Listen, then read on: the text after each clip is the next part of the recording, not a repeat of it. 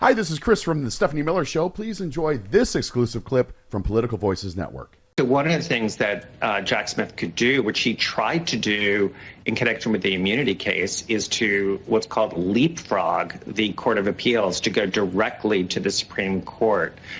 He could try to do that here. It obviously did not work in the immunity case, and that was a very slow process. And so he may see the writing on the wall.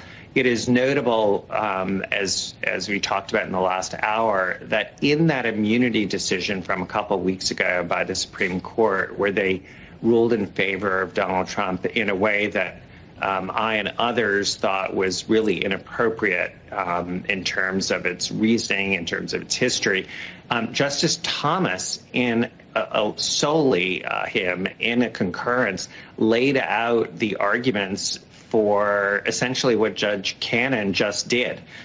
So clearly he is going to be a vote in favor of affirming what Judge Cannon did here. I just had a piece of news cross. Uh-oh. Judge has dismissed the classified documents case against Trump. What? God, really? Hold on. Really? Hold Really? on. I'm going back to bed. Yeah, go bye. Why did you come down now? Look what happened. Now what have I done? Judge dismisses Donald Trump's classified documents. With prejudice? Dear God. Hold on.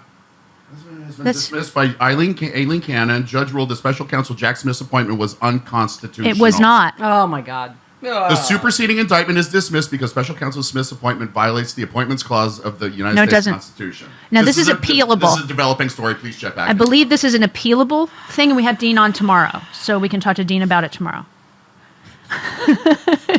Uh-oh, her face. Must he ruin everything?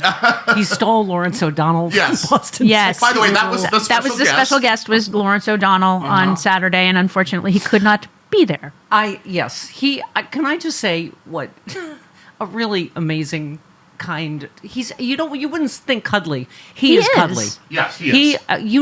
We had to use America's Treasure, Carol Burnett, as bait to lure him. Do you understand the amount of emails that went back and forth to get Lawrence? And he flew all the way to Boston for me. Did, That's yeah. amazing. Sexy liberal, very which sweet was of him. amazing. I'd been talking to him about New York, and I just threw out, are you going to, in your hometown, if you happen to be there? Yeah. And he flew there for me. That is so cool. That is cool. He landed at 6:00.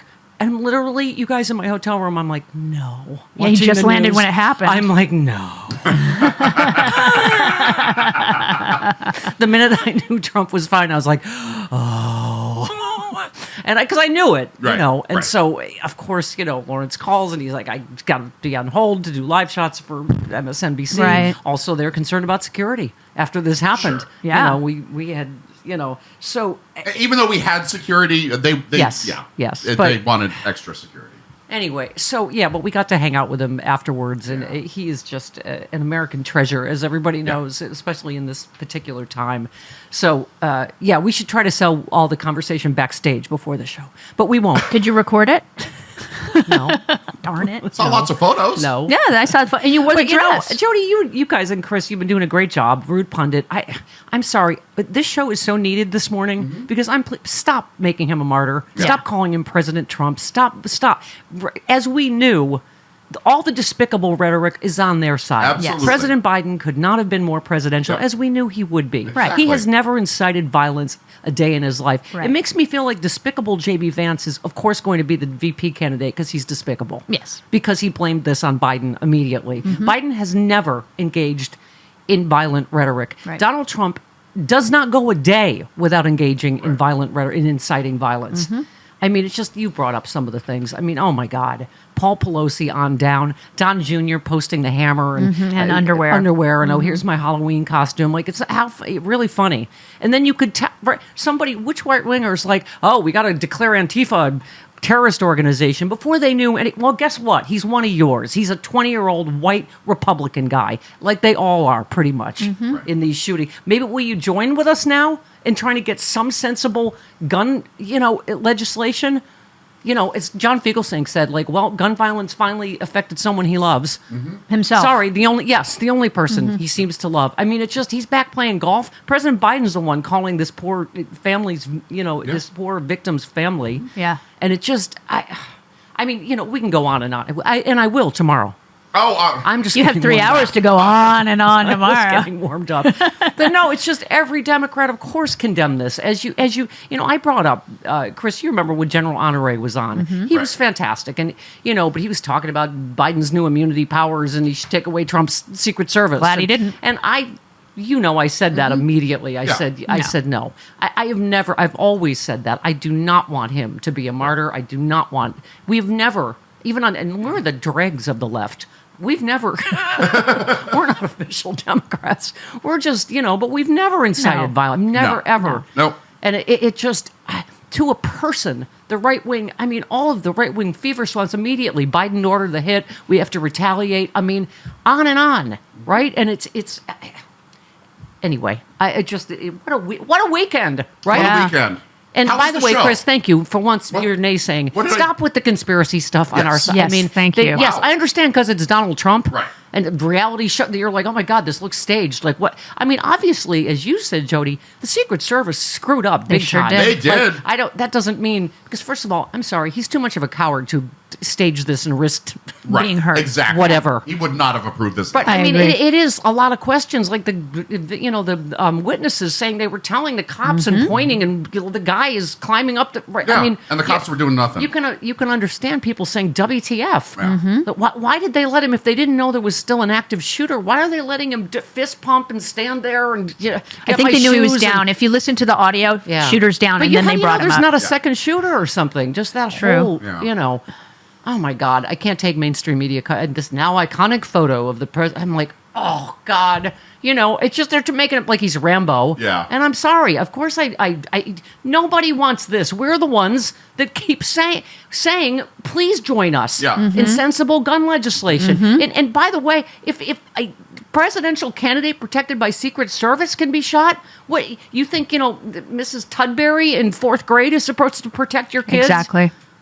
with a gun? Exactly. I can't imagine Mrs. Flora, my kindergarten teacher, Oh, my God. with an Uzi. Mrs. Thornton had that one squiggy eye. I think Miss Jetting could have taken Mrs. somebody. Thornton would have killed all the rest of us, just not on purpose. Mrs. Weller totally could have taken everybody.